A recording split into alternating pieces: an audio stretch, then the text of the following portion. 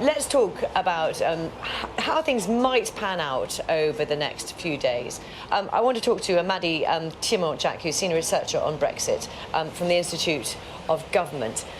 Good morning. Good morning. So, first up, let's talk about today. What do we know is going to happen in Parliament today? So what MPs are going to try to do today is take control of the parliamentary agenda tomorrow.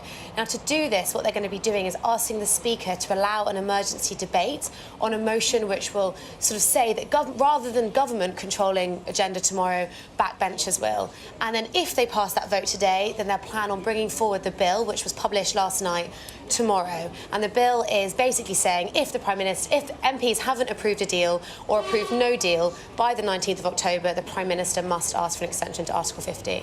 OK, and again, today it's a question of what happens if this happens, but likelihood of that getting through, do you think?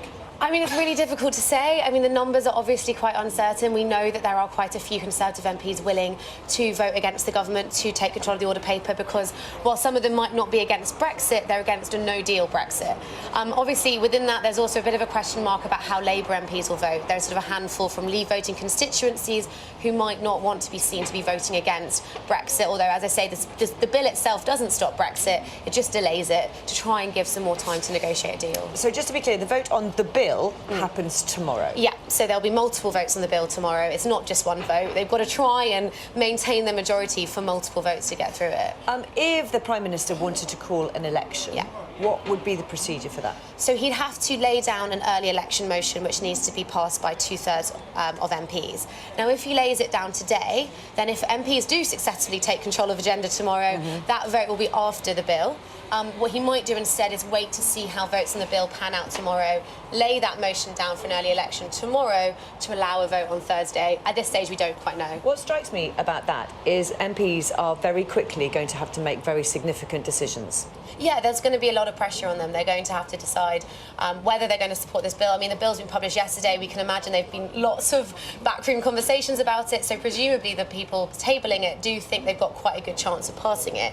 But then, as you say, if they do pass the bill, then they're going to have to think about whether or not they're willing to back an election. Can I ask you, to sort of, I know we're painting a scenario that might not happen, but let's say, for example, let's go a few steps ahead. So the no-deal legislation goes through. Boris Johnson calls a general election but doesn't get that 2/3 majority, so there's no general election. What happens then? Because no deal's been taken off the table. The government then legally has to would need to apply for an extension to that Brexit deadline, but he's already stood on the steps of Downing Street yesterday and said there is no way that I will extend that beyond October the 31st. So constitutionally, what happens then? Well, we expect the Prime Minister to follow the law. If the Act of Parliament has been passed, then he needs to follow that. I mean, what he could, in theory, try and do, if he thinks he's got a majority for it, is try and pass new legislation to override the current legislation. But I'm sure he'll also be discussing with lawyers whether there's any kind of wiggle room within the bill that has been drafted. We can imagine MPs involved in that drafting think that they've got a watertight bill. For example, they've already said if the EU offer an alternative date, the one that they want, so they've specified the 31st of January. If the EU offer an alternative date, then the government must accept unless MPs actively reject that. So they think that they've managed to sort of box him in, but I think we're going to have to wait and see whether or not he thinks that's the case. OK, another if.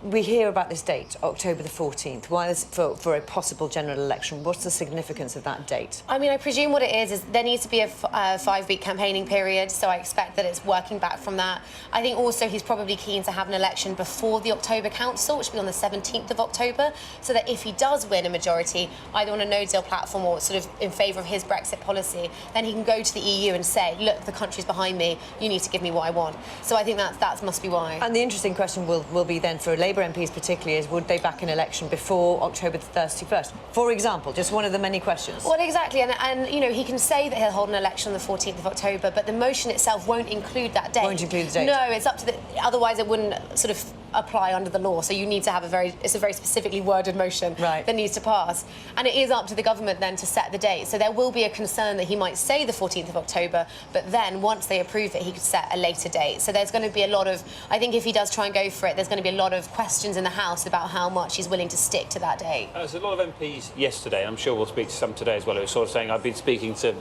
my constituents and they've been saying this. Generally, what is the feeling about another election? Because yesterday I noticed that Brenda from Bristol was trending on social media, and she was famously the one who said not another one when asked by John Kay about a general election. I mean, it's difficult to say. I mean, amongst MPs, I think, you know, there's obviously a concern about the date that will take place, what will actually end up sort of playing out during the election campaign. I mean, in terms of sort of the mood amongst the public, I mean, I'm not sure. I think that there will be some people who are very, very frustrated with what's going on in Westminster and maybe see an election as a way to have their view heard. I mean, I think we're going to have to wait and see. And again, the polls, last time we had a snap election, Theresa May was miles ahead in the polls and ended up not getting a majority. It's really hard to predict what will happen. Maddy, you're clearly passionate about knowing the ins and outs of this. Thank you very much for being so clear. What do you make of the sort of significance? I mean, the drama, you know, have you ever imagined anything like this? I think that we can imagine this is a really significant week in Westminster. I think during the Brexit process, we've kept having these crunch points and then they haven't ended up playing out. But I think Brexit under Boris Johnson is very different to under Theresa May. Theresa May, ultimately, we sort of ended up seeing that she really wasn't willing to go for no deal. Whereas now we've got a Prime Minister who says they are really willing to take the UK out of the EU with or without a deal. So it does feel like the pressure and the sort of tension has heightened. And I think throughout this process, we've just seen this deterioration in relationship between government and Parliament.